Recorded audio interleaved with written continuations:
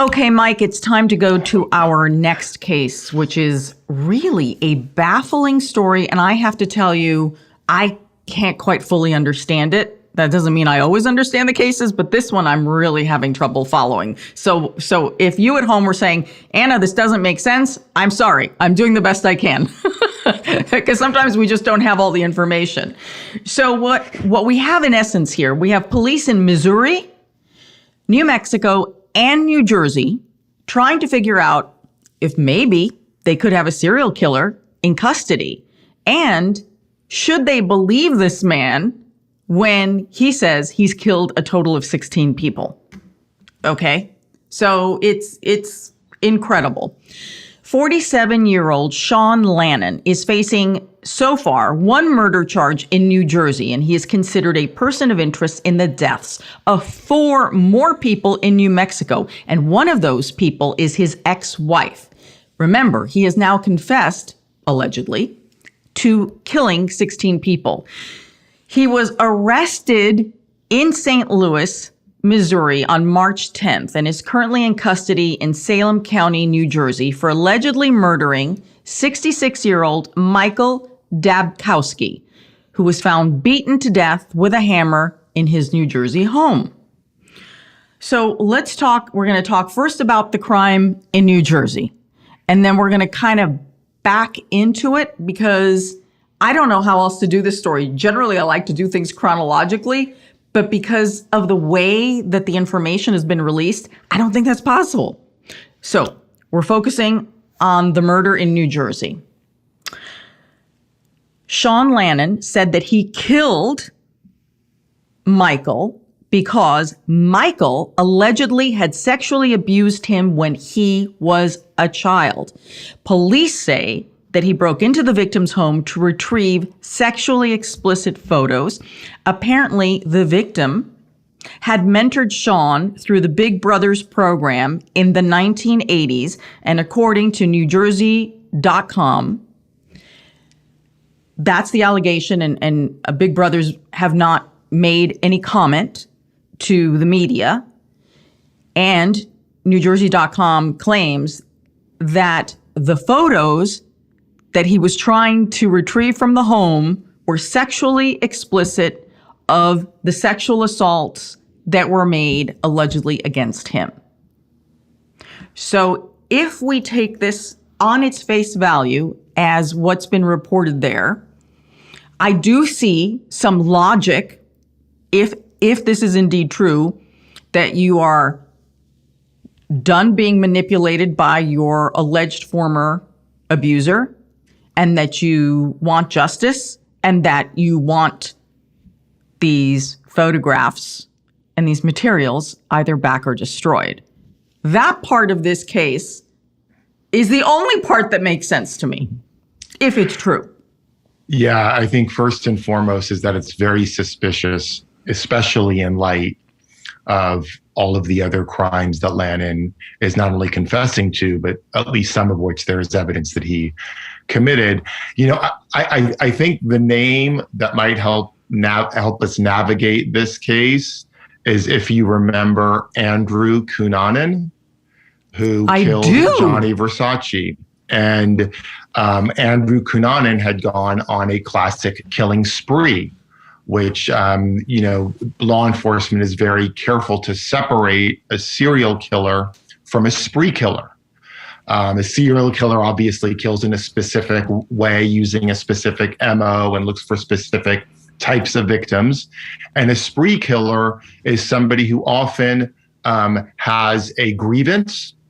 They're often at maybe the end of their rope in their lives, either because of finances, medical reasons, for whatever reasons, and they decide that they are going to go and take out revenge on every person who they perceive to have wronged them. And that's what Andrew Cunanan did, killing people that he both knew, people that he had met, and complete strangers that he killed only to help facilitate his crimes. And this looks very similar to that, in terms of Lannon going out and killing people that he perceived to have wronged him. How true those allegations are, how true his own beliefs are, we don't know. But I would bet that when more research is done into Lannon and his present circumstances, we will find that there is addiction involved, that there is extraordinary financial straits involved, and perhaps health conditions and mental illness involved. And that over the course of time, he has built up all of these resentments, anger, rage toward these individuals. And he just decided, I've had enough. I'm gonna go and get my revenge. And it looks to me like Andrew Cunanan, and it's similar to what we saw in that crime back in the 90s. That's interesting, because if we look at the chronology of the cases for which he is being investigated, the New Jersey component, the man who allegedly sexually abused him, we believe to be the last person that he would have killed on this spree. And I don't get if it's as he has allegedly confessed, it sounds like he may have killed 4 people in New Mexico, gotten rid of the evidence there, gone to New Jersey, and then done this crime, which he is being held for. So, yes, that's very interesting, because if your motivation is to get rid of your abuser, everybody else doesn't really matter. Well, though I would actually look at it a little differently, Anna. I would think that there was an instigating event, and this was true in Cunanan. He had gone initially to get revenge against an ex of his who was in a new relationship. And that was what seemed to really spark the flame of violence. And so it might be the ex-wife that sparks the violence, and he goes and he exacts revenge on her. And this begins him down this path of, I'm going to, now that I've done this, I'm going to go get everybody that's wronged me. And then that ends with his abuser. If it's his abuser, I don't want to say that because these are only allegations. Correct. And I don't want to disrespect the dead when we do not have evidence that in fact he's guilty of any wrongdoing. And then he ends up, the spiral begins after the first killing, which at least what I know of Cunanan, I'm not an expert, but what I know of him is that he wanted initially to get revenge against an ex-boyfriend. That spiraled out of control and then ultimately landed him in Miami, where Johnny Versace becomes his last victim and feels almost random, but then connected to his mania. Right. And so this could be true of Lannon's last victim back in New Jersey, that it starts with this need to get back at his wife and then ends with him getting back at all perceived enemies. So how they captured him, which again is interesting, because so we have the incident in New Jersey, and Lannon took the victim's car and was apprehended in St. Louis, Missouri. Authorities there don't know why he was in Missouri. My guess, he was just driving through Missouri to get to New Mexico. But I don't know. But of course, if you have someone who is, charged with one murder and a person of interest in 4 others, you got to think, dear Lord, what happened in Missouri when we picked him up? Yeah. Okay. You can't just think everything is innocent and fine. Okay. So now let's go to the killings in New Mexico. So we have 4 people who are found dead in New Mexico. It is a very bizarre part of this. So okay. This is also, I know, right? I'm sorry, people, it's hard to because describe. I'm really sorry. Is. I mean, I like to think that I take what I love about crime cases is that they're giant puzzles. Put the pieces together, try and figure out, and look at the holes, look at the narrative. And this one is just like, okay, here is what is interesting to me. So Sean Lannon was divorced from his wife, and they had 3 children together. But even though they were divorced, they lived in the same house together, divorced, with their 3 children. Okay? All right. So this is setting up what's going on in New Mexico. So according to the Associated Press, so Sean was divorced but married with Jennifer, and the couple was supposedly talking about moving back east. They're all from back east.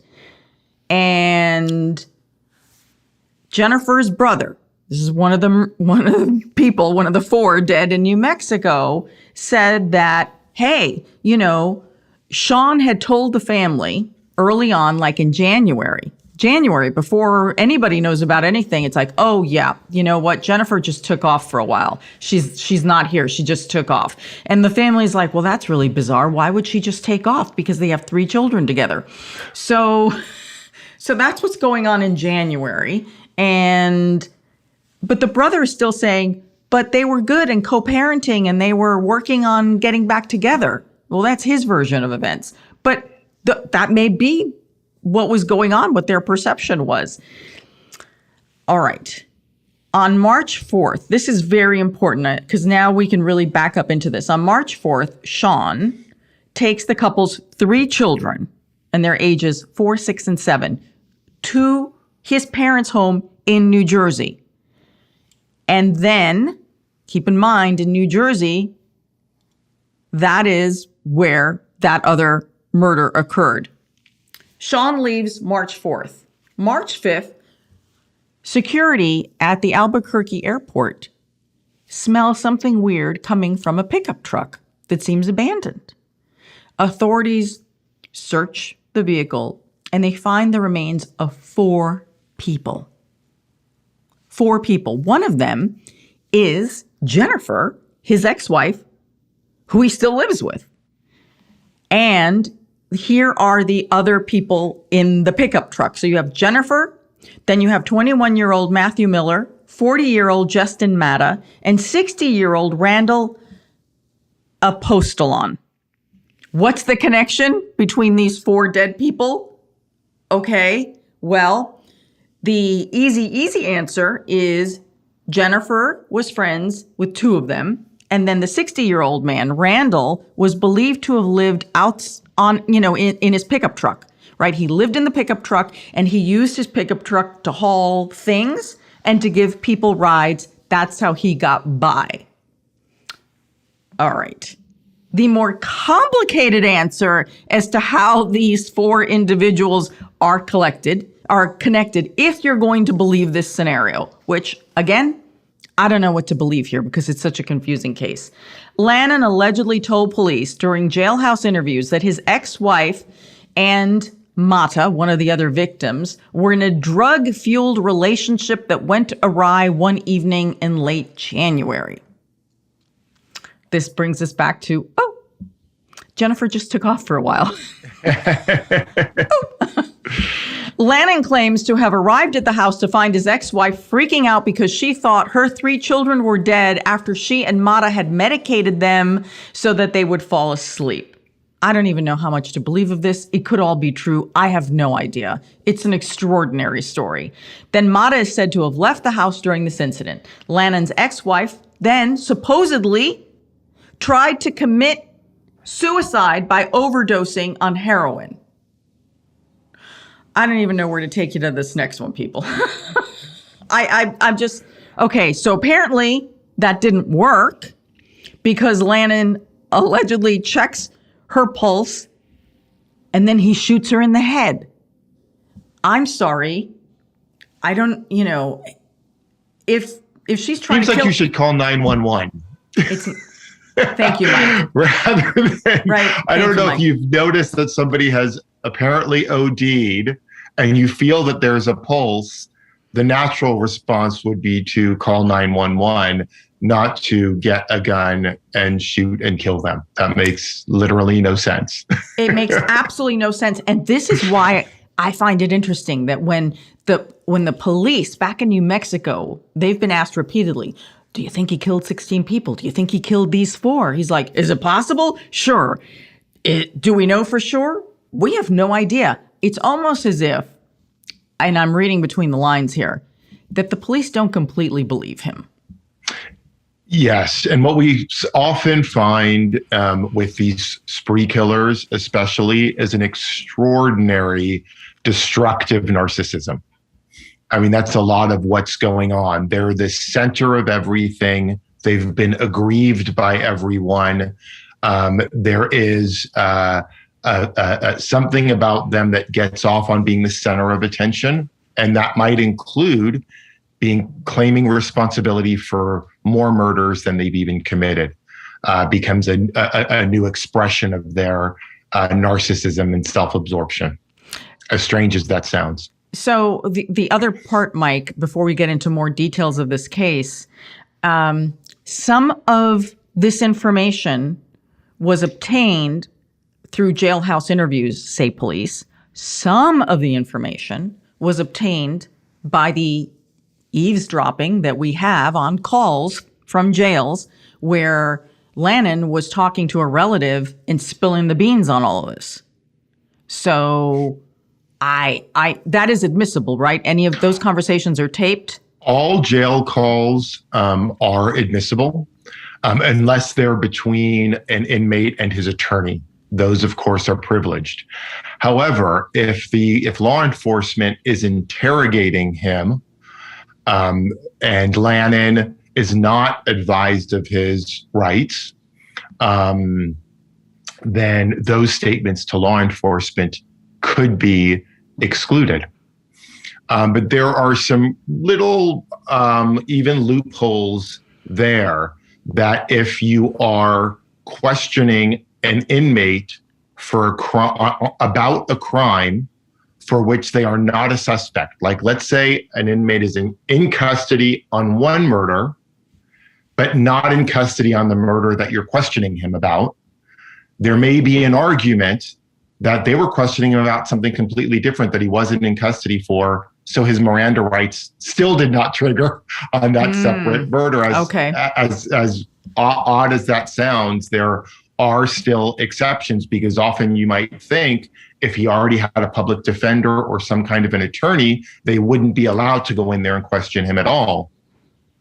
That's not necessarily the case. The minute that I represent a client, the first thing I do is advise law enforcement that they are to have no communication with the client about this or any other investigations or cases, because technically they can still go in and talk to clients on cases that are not related to the one they're in custody for. Okay, so keep in mind, everything that we're quoting here is coming from a combination of these conversations and interviews, which the authorities have released. Yeah. Okay, so let's get back to this crazy scene back in New Mexico, because we're not done yet. So at last we left this, he allegedly has shot his wife in the head. And then he says, he was about to shoot himself until one of the children cried out. And then that stopped him. Yes.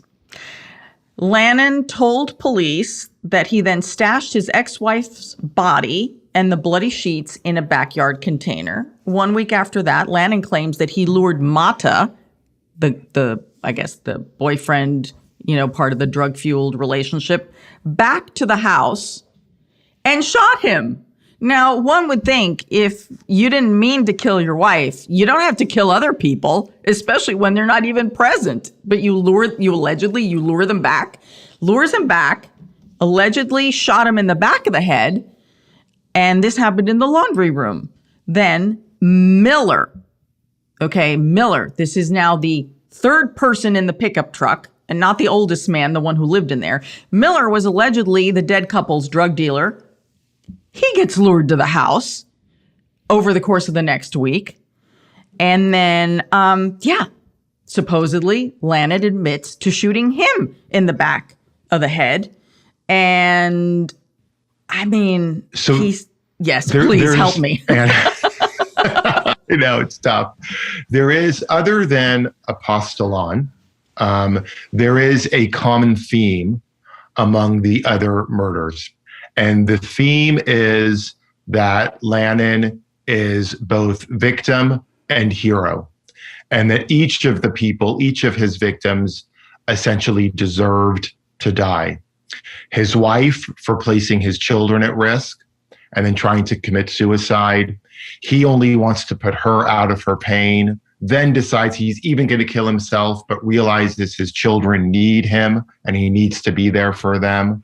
He has to kill Mata because he turned his ex-wife into a drug addict and placed his children at risk, and then kills Miller, perhaps alleging that he was providing the drugs that placed his children at risk and his wife at risk. He then goes back to New Jersey and kills his childhood abuser. So he places himself at the center of a kind of hero vigilante narrative.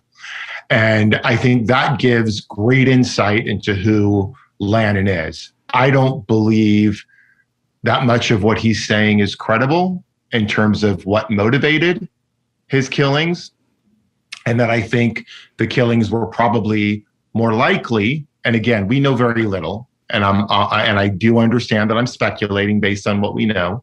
But it appears to me that they are perhaps more motivated by a need to exact revenge against the people that he felt had wronged him. You could be right. You could be right. So the story goes, whether this is from the jailhouse interview or whether this is from the conversations with relatives about what I've done, allegedly, Mata and Miller were dismembered with an electric saw that was borrowed.